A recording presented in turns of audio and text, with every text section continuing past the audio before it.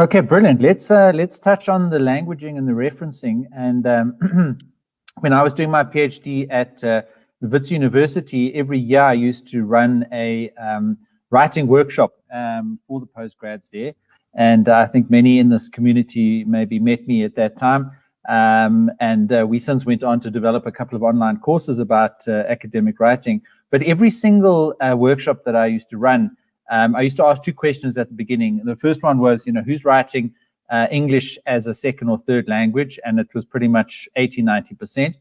And then just related to that, I always used to ask people if they were busy with a writing project, if any of them wished they'd started writing earlier, and everybody also put their hand up. So the idea of also writing early to give you a chance, give yourself a better chance of writing better, was something that I also weaved into my workshops and my online courses. But on the language point, I think, linked to this idea of just simple, straightforward, active voice sentences, being so important to make yourself clear and keep the reader in mind so that you're not exhausting their subconscious mind as they're trying to keep all of these long, complicated sentences going along.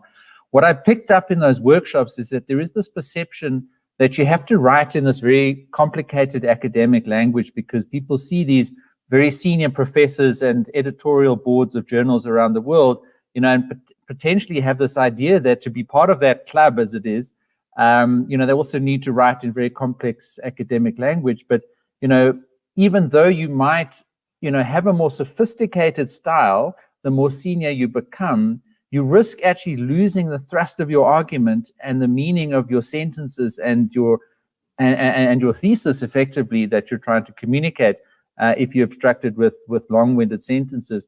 And I love what you said about, chop up the snakes.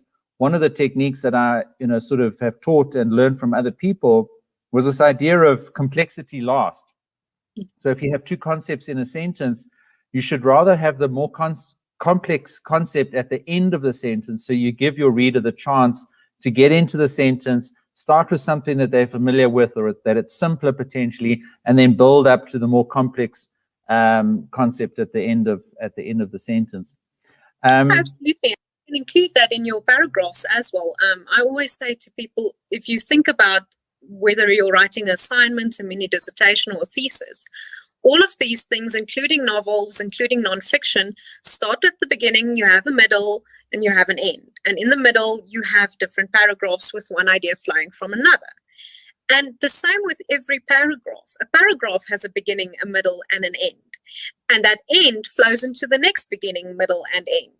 So I think a lot of students, that they complicate the matter unnecessarily because of the fact that, as you say, they haven't practiced writing often enough. And that leads to my other thing of, when you do get an editor, please don't phone me the night before. I can't edit a doctor's dissertation of 700 pages in 9 hours at 12 o'clock at night. Yeah. You have to build in time, whether it is for your writing, whether it is for your editing, whether it is for your final read through to make sure, okay, everything's ready to go. Now I can submit it. I don't need to worry about my computer crashing. I don't need to worry about anything tripping me up for that final hurdle. Take a deep breath, get it done, do it on time, and then submit. Yeah. So hence the point about just leaving enough time, and starting those writing projects as much earlier than you think you actually need them. I want to touch on referencing quickly, and then let's take Ethan's question there. Referencing, and I sort of in the engineering faculty have, used the IEEE referencing style. And I think we had a webinar, recently on referencing, or at least at the end of last year. And it certainly is something that for me in my PhD was a bit of a grudge. And I think so. You've got the writing aspect of referencing, but then you've got how you manage your sources as a researcher.